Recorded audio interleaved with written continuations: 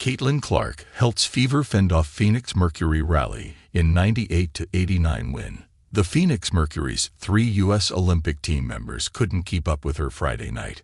Clark scored 13 of her 29 points in the first quarter, added 10 assists and 4 three-pointers, and helped the Indiana Fever fend off Phoenix's furious second-half rally to restart the season with a critical 98-89 victory.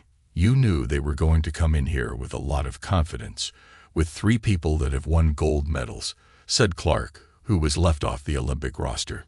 You know their confidence is really high, and I thought we came out and really set the tone. It wasn't just Clark, who posted her 10th double-double of the season, either.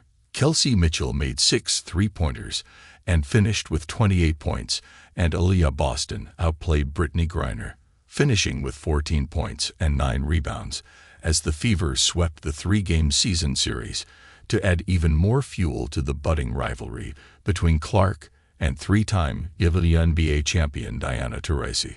The Bards began in April when Taurasi predicted Clark, the No. 1 overall draft pick, would face a rude awakening in her first pro season. Phoenix stoked the fire again this week with a Twitter video that included a young fan asking, "Who's Caitlin?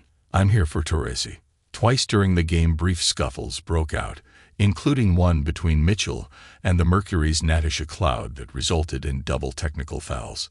The other involved Griner and Boston. But whether it was Indiana, 12-15, being motivated by the chance to face 3 Olympians, having a chance at their first season sweep of any team since 2020, or the Mercury dealing with the fatigue of the Paris Games, followed by 2 road games in 2 days, Taurasi and her teammates certainly weren't themselves early. It proved costly as the Mercury, 14-13, fell into a 48-20 deficit midway through the second quarter.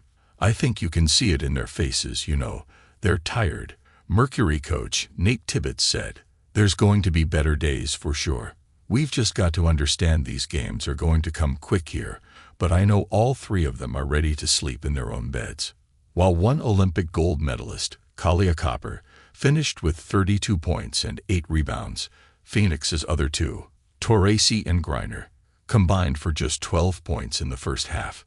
Taurasi wound up with 16 points, but Griner had 10 points and 4 rebounds and dealt with foul trouble.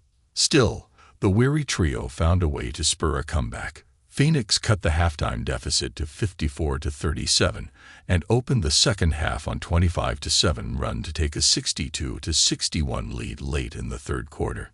After Clark returned, the Fever rebounded thanks to Mitchell's deft shooting and a Katie Lou Samuelson buzzer-beating three-pointer to take a 73-65 lead.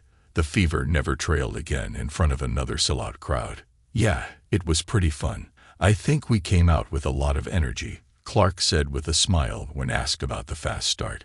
"I think there's times where we could have crumbled, but we just kept battling and fighting, and I thought it was a really good one for us." All-Star Weekend. Former Fever star and Hall of Famer Tamika Catchings addressed the crowd during a first-quarter timeout to celebrate the city's selection as next season's All-Star Game host. Catchings will be one of 5 co-chairs on the local organizing committee. The league announced Indiana's selection Wednesday. The game will be played July 19. Phoenix hosted this year's All-Star Weekend. Indiana hosted the 2024 NBA All-Star Game. Banner night. Before tip-off, the Fever paid tribute to the late Jim Morris, former vice chairman of Pacers Sports and Entertainment and an instrumental figure in the Fever franchise.